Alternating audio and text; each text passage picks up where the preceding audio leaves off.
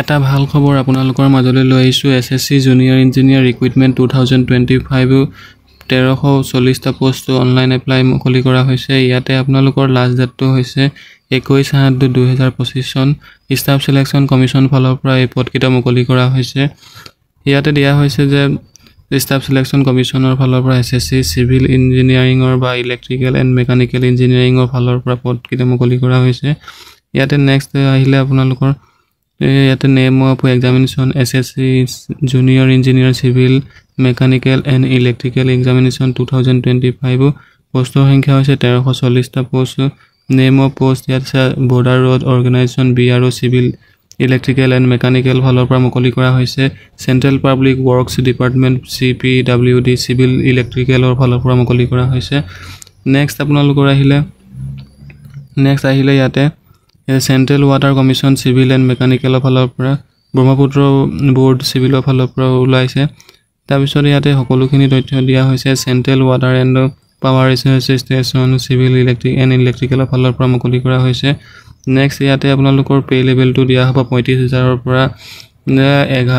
1,12,400 টকা পৰ্যন্তলৈকে ইয়াতে পে কৰা হ'ব ইয়াতে এজ লিমিটটো 1/1/26 ৰ পৰা কাউন্ট কৰা হ'ব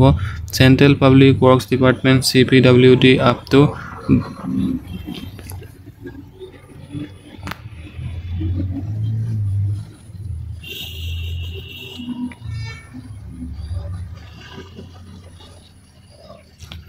Central Public Works Department CPWD up to 32 years লৈকে দিয়া হৈছে অৰ্ডাৰ up to 30 years লৈকে দিয়া হৈছে এজ ৰিলেক্সেশন টু ক্যাটেগৰি আইজ দিয়া হৈছে ইয়াতে এজ ৰিলেক্সেশন টু SC/ST সকলৰ বাবে 5 বছৰ OBC সকলৰ বাবে 3 বছৰ PWD বাবে 10 বছৰ আৰু PWD OBC সকলৰ 13 বছৰ PWD SC/ST সকলৰ বাবে 15 বছৰ লৈকে ইয়াত দিয়া হৈছে ইয়াতে এডুকেশ্যন কোৱালিফিকেশ্যন ইয়াতে Central Water Commission degree and diploma in a respective branch of electric engineering from a recognized university or institution of ফালৰ পৰা কৰা হ'ব লাগিব তেতিয়া এই পদৰ বাবে এপ্লাই কৰিব পাৰিব নেক্সট আপোনালোকে যে নৰমাল যে ইঞ্জিনিয়াৰিং কৰা হ'ব লাগিব মেকানিকেল সিভিল ইলেক্ট্ৰিকেল ফালৰ পৰা কৰা হ'ব লাগিব তেতিয়া এই পদৰ বাবে এপ্লাই কৰিব পাৰিব ইয়াতে এপ্লিকেশন ফিজও দিয়া হৈছে ইয়াতে এপ্লিকেশন ফিজ জেনেৰেল সকল বা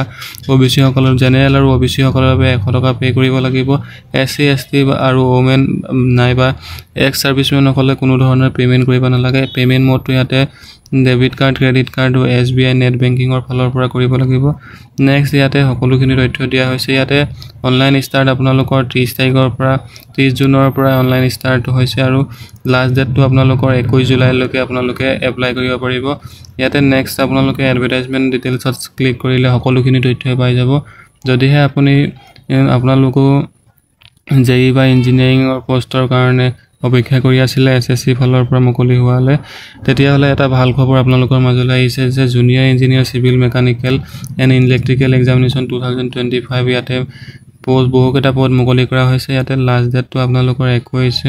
ইয়াতে লাষ্ট ডেটটো আপোনালোকৰ 21/7/25 লৈকে আপোনালোকে এপ্লাই কৰিব পাৰিব আৰু ষ্টাৰ্ট অনলাইন হৈছে আপোনালোকৰ 30/6/2025 লৈকে 25 ৰ পৰা আপোনালোকে এপ্লাই কৰিব পাৰিব টেন্টেটিভ